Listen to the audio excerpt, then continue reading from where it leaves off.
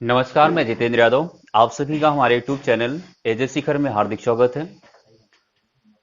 आज हम लोग पढ़ेंगे क्लास 12 फिजिक्स। इसके पहले की क्लास में हम लोगों ने वैद्युत आवेश के बारे में पढ़ा था। आज हम लोग उसके आगे पढ़ेंगे।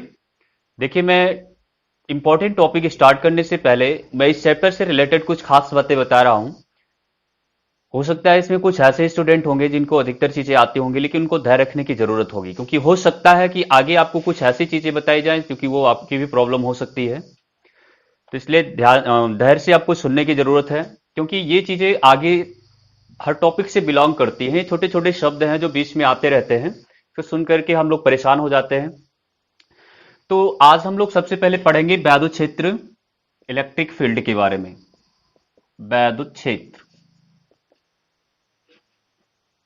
Electric field.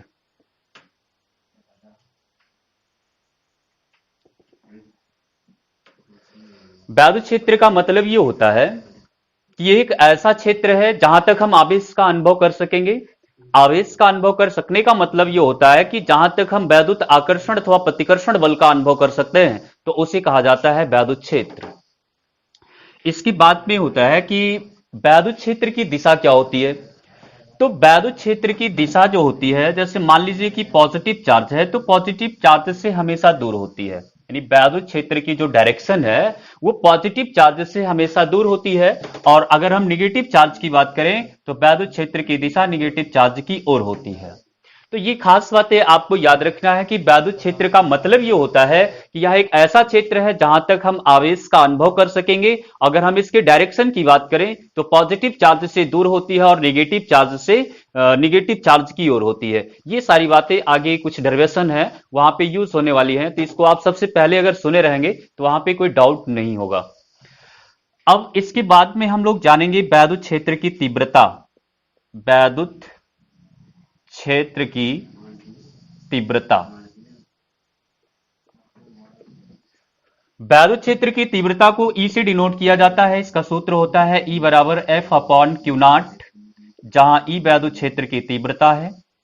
वैद्युत क्षेत्र की तीव्रता और एफ वैद्युत बल।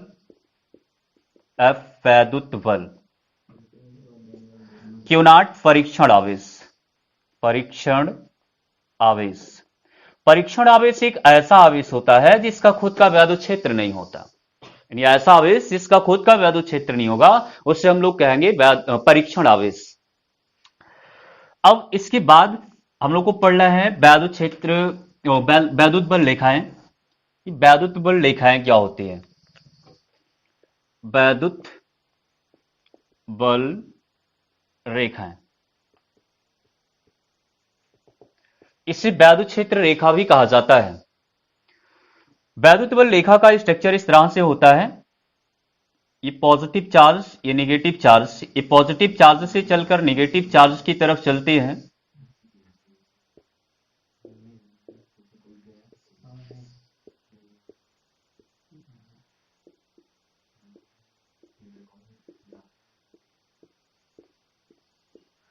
ये वैद्युत बल रेखाओं का स्ट्रक्चर है।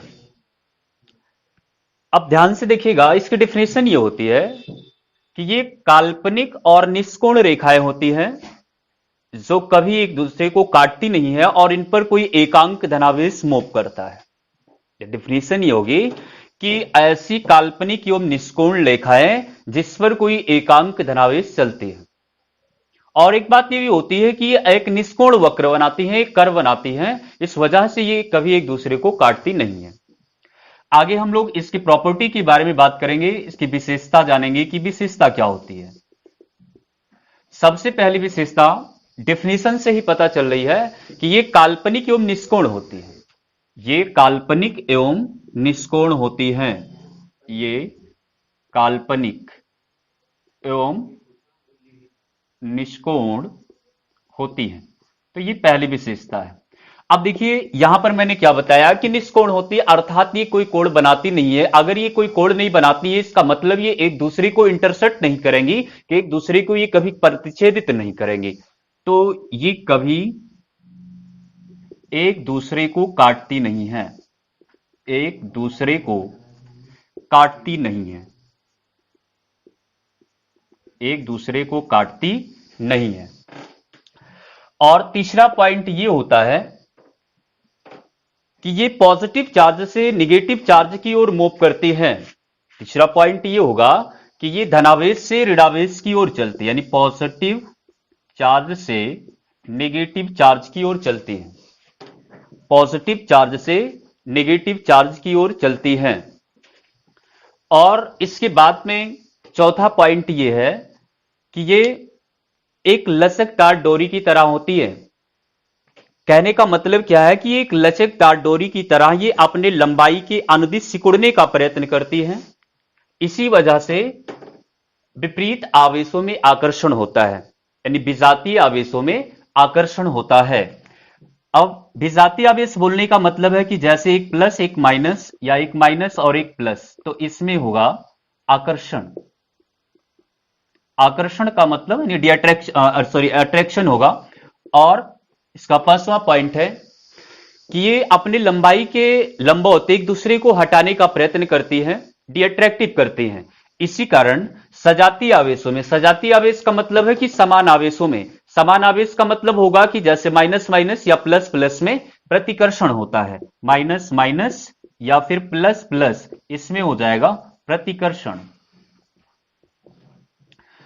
तो ये सब इसकी प्रॉपर्टी में आता है, ये खास पॉइंट है, इससे हम लोगों को जाने रहना है, सुने रहना है, क्योंकि इसकी जरूरत पड़ेगी आगे। और इसका छठवां पॉइंट है कि वैद्युत बल रेखाएं जो होती हैं वो अगर एक दूसरे की समांतर, यानी एक दूसरे की पैरेलल और एक ही दिशा में जब ये मूव करेंगी तो ये एक समान वैद्युत क्षेत्र को प्रदर्शित करती है। ये एक समान वैद्युत क्षेत्र है, एक समान वैद्युत क्षेत्र। और लास्ट पॉइंट ये होता है कि वैद्युत क्षेत्र की जो तीव्रता होती है वो वैद्युत बल रेखाओं की संख्या पर डिपेंड करती है। आई मीन्स जैसा स्थान पर वैद्युत बल रेखाओं की संख्या अधिक होती है, उसकी सघनता होती है, वहां पर वैद्युत क्षेत्र की तीव्रता अधिक होती है। और जहां पर वैद्युत क्षेत्र की विरलता होती है, मीन्स उसकी संख्या कम होती है, वहां पर वैद्युत क्षेत्र की तीव्रता भी कम होती है। तो ये इसके इतने पॉइंट है कि आपको याद करके रखना होगा कि ये काल्पनिक एवं निष्कोण रेखाएं होती हैं, ये एक निष्कोण वक्र बनाती हैं, अतः ये कभी एक दूसरे को काटती नहीं है, पॉजिटिव चार्ज से निगेटिव चार्ज की ओर मूव करती हैं। और दूसरी बात ये है कि ये एक लचकदार डोरी की तरह अपने लंबाई के अनुदिश सिकुड़ने का प्रयत्न करती है। इस वजह से विपरीत आवेशों में आकर्षण होता है। और दूसरी पॉइंट, अगला पॉइंट ये होता है कि ये अपने लंबाई के लंबवत एक दूसरे को हटाने का प्रयत्न करती हैं। इस वजह से सजातीय आवेश का मतलब होगा कि जैसे माइनस माइनस या फिर प्लस प्लस, इसमें होता है प्रतिकर्षण।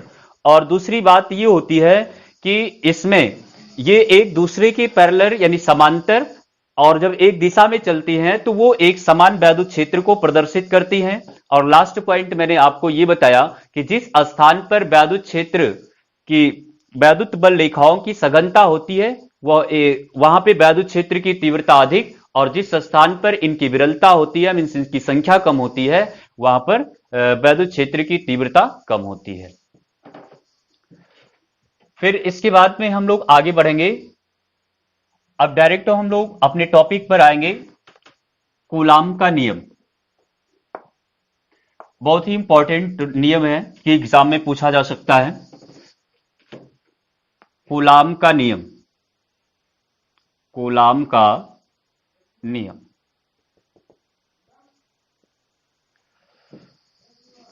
देखिए, जैसे मान लेते हैं कि यहां पर एक पॉइंट ए और एक पॉइंट बी है।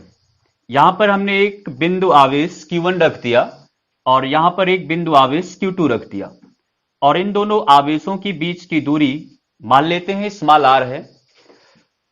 अब अगर दो बिंदु आवेश एक दूसरे से कुछ दूरी पर रखे गए हैं तो इनके बीच में कोई ना कोई वैद्युत आकर्षण अथवा प्रतिकर्षण बल कार्य करेगा। तो मान लेते हैं कि ये कोई वैद्युत आकर्षण अथवा प्रतिकर्षण बल F है। यहां पर मैंने दो बात बताई है कि वैद्युत आकर्षण अथवा प्रतिकर्षण बल, अभी मैंने वैद्युत बल रेखाओं की विशेषता में बताया कि अगर ये दोनों समान चार्ज में होंगे यानी सजातीय आवेश होंगे तो प्रतिकर्षण बल लगेगा, और अगर ये विजातीय आवेश होंगे तो इनके बीच आकर्षण बल लगेगा। अब देखिए कूलाम ने क्या बताया था, इनका हम लोग आपको कथन बता देते हैं कि इन्होंने बताया था कि अगर दो बिंदु आवेश एक दूसरे से अल्प दूरी पर रखे जाएं तो इनके बीच एक ऐसा वैद्युत आकर्षण अथवा प्रतिकर्षण बल कार्य करेगा जो इन आवेशों की मात्राओं के गुणनफल के अनुक्रमानुपाती और इनके बीच की दूरी के वर्ग के व्युत्क्रमानुपाती होता है। तो दोनों पॉइंट में यहां पर लिख देता हूं, यानी F proportional to Q1 Q2, ये कूलाम की कहने का मतलब था कि वैद्युत आकर्षण अथवा प्रतिकर्षण बल इन दोनों आवेशों की मात्राओं की गुणनफल के अनुक्रमानुपाती होगा। और दूसरा पॉइंट इन्होंने ये बताया था कि F जो होता है वो इनके बीच की दूरी के स्क्वायर के इनवर्सली प्रोपोर्शनल होता है, यानी F इम प्रोपोर्शनल टू हो जाएगा आर स्क्वायर। देखो अगर हम इनको आपस में कंबाइन करेंगे तो ऐसा लिख सकते हैं कि F proportional to Q1 Q2 upon R square. अब उसके बाद में हो जाएगा, देखो ऐसा नियम होता है कि जब कभी भी हम प्रोपोर्शनल हटाते हैं तो कांस्टेंट लगता है, ऐसा नियम है। तो यहां पर कूलाम ने जो कांस्टेंट लगाया था वो कांस्टेंट था 1 upon 4 pi epsilon naught Q1 Q2 upon R square. तो ये कूलाम के नियम का मैथमेटिकल फॉर्म है, गणितीय रूप है। और एक बार इनकी थ्योरी में फिर से बता देता हूं कि कूलाम के नियमानुसार अगर दो बिंदु आवेश एक दूसरे से अल्प दूरी पर रखे जाएं तो उनके बीच कार्य करने वाला वैद्युत आकर्षण अथवा प्रतिकर्षण बल उन आवेशों की मात्राओं की गुणनफल के अनुक्रमानुपाती और उनके बीच की दूरी के वर्ग के व्युत्क्रमानुपाती होता है। और इन सारी बातों को अगर हम सॉल्व करेंगे तो एक सूत्र मिलेगा, F पर equal to 1 upon 4 pi epsilon naught Q1 Q2 upon R square. अब देखिए इस सूत्र से हम लोग कुछ इंपॉर्टेंट फैक्ट जानेंगे, कुछ जरूरी बातें जानेंगे जो कि आगे काम दे सकती है। जैसे पहली बात हम लोग ये जानेंगे कि 1 अपान 4 पाई एप्सिलॉन नॉट की न्यूमेरिकल वैल्यू कितनी होती है। तो 1 अपान 4 पाई एप्सिलॉन नॉट की न्यूमेरिकल वैल्यू होती है 9 गुणे 10 की घाते 9। इसकी कोई यूनिट नहीं होगी क्योंकि ये कांस्टेंट वैल्यू है। अब आप लोग ये देख रहे होंगे कि एप्सिलॉन नॉट क्या है। तो एप्सिलॉन नॉट जो होता है ये निर्वात की वैद्युतशीलता है। एप्सिलॉन नॉट निर्वात की वैद्युतशीलता, निर्वात की वैद्युतशीलता। एक एप्सिलॉन होता है यानी केवल एप्सिलॉन। तो एप्सिलॉन जो होता है वो किसी माध्यम की वैद्युतशीलता होती है, माध्यम की वैद्युतशीलता, माध्यम की वैद्युतशीलता। देखो हम लोग एप्सिलॉन नॉट के बारे में कुछ और बातें जानेंगे कि जैसे एप्सिलॉन नॉट की न्यूमेरिकल वैल्यू क्या होती है। तो एप्सिलॉन नॉट की न्यूमेरिकल वैल्यू होती है 8.85 इंटू 10 की पावर -12 कूलाम स्क्वायर प्रति न्यूटन मीटर स्क्वायर, प्रति न्यूटन मीटर स्क्वायर। तो ये इसकी यूनिट होती है कूलाम स्क्वायर प्रति न्यूटन मीटर स्क्वायर। अब देखिए ध्यान दीजिएगा कि जैसे मान लो एग्जाम में हम लोग को इसकी यूनिट भूल जाती है तो यूनिट निकालने का भी एक मैं आपको तरीका बता दे रहा हूं, क्योंकि फार्मूला तो आपको याद ही होना चाहिए। F equal to 1 upon 4 pi epsilon naught Q1 Q2 upon R square है। तो यहां पे आपको ध्यान देना है क्योंकि आपको एप्सिलॉन नॉट का यूनिट निकालना है, तो इसे थोड़ा सा हम लोग सॉल्व आउट करेंगे। इस तरह से इसका क्रॉस मल्टीप्लाई करेंगे तो ये हो जाएगा F into 4 pi epsilon naught into R square equal to Q1 Q2। Epsilon naught की यूनिट निकालनी है, इसको अपनी तरफ रखना है और Q1 Q2 अपने स्थान पर रहेगा। नीचे आएगा F into 4 pi R square, 4 pi R square. अब इसके बाद में इसमें जितने भी भौतिक राशियां उनकी आपको यूनिट लिखना होगा। Q1 Q2 दोनों आवेश हैं, बस Q1 Q2 का मतलब ये होता है कि इनके परिमाण भिन्न भिन्न है, तो मात्रक तो एक जैसा ही होगा। जैसे कूलाम इसका भी होगा, कूलाम इसका भी होगा, तो ये हो जाएगा कूलाम स्क्वायर। और उसके बाद में F की बात करें तो ये बल है, तो बल का मात्रक न्यूटन होता है। 4 पाई कांस्टेंट है, उसकी यूनिट नहीं होगी। आर स्क्वायर दूरी है, तो दूरी का मात्रक होता है मीटर, स्क्वायर है तो हो जाएगा मीटर स्क्वायर। इसको हम व्यवस्थित तरीके से इस तरह से लिख सकते हैं कि कूलाम स्क्वायर प्रति न्यूटन मीटर स्क्वायर, प्रति न्यूटन मीटर स्क्वायर। तो ये इसकी यूनिट होती है। आगे एप्सिलॉन नॉट की बीमा जानेंगे कि एप्सिलॉन नॉट की बीमा क्या होती है। तो बीमा लिखने के लिए पहले इसका सूत्र लिखना पड़ेगा, यानी मात्रक क्या होता है, कूलाम स्क्वायर प्रति न्यूटन मीटर स्क्वायर। तो ये सब मात्रक लिखे गए। तो बीमा लिखने का नियम ही यही होता है कि जितनी भी राशियां हो, या तो वो मूल राशि हो या तो मात्रक हो, तो वो मूल मात्रक होने चाहिए। तो अगर हम कूलाम की बात करें तो कूलाम जो है वो आवेश का मात्रक है, जबकि आवेश एक मूल राशि नहीं है, इसलिए इसको कन्वर्ट करना पड़ेगा।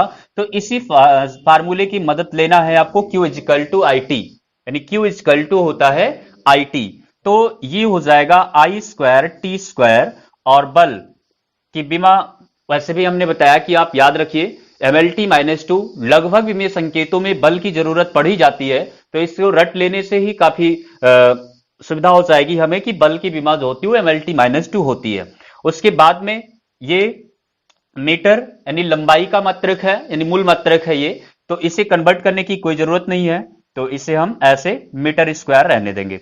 अब धारा को विमीय संकेत में ए लिखा जाता है, A2 हो जाएगा, समय को T लिखा जाता है कैपिटल T, तो T2 हो जाएगा। उसके बाद अभी मैंने बताया बल की बीमा MLT-2 होती है, और ये मीटर है तो L2 लिखेंगे। इसे सॉल्व करेंगे तो m को पहले लिखना है, तो m-1 हो जाएगा, और यहां L है, यहां भी L2 है, तो ये मिलके L3 होगा, ऊपर जाएगा तो -3 हो जाएगा, और ये बनाएगा T4। उसके बाद में बचा A, तो A2 हो जाएगा। तो निर्वात में वैद्युतशीलता अर्थात एप्सिलॉन नॉट का जो मात्रक होता है वो होता है m-1 L-3 T4 A2। तो ये तो था कूलाम का नियम। इसके बाद देखिए, जिसको नोट करने की जरूरत होगी वो नोट कर लेगा।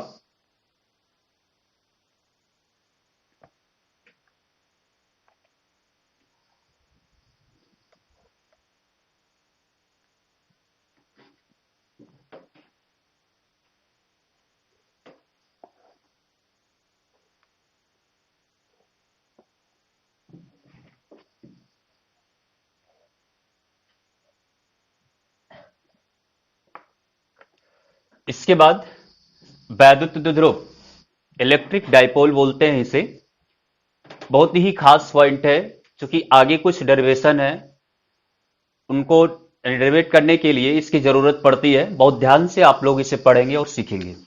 वैद्युत द्विध्रुव,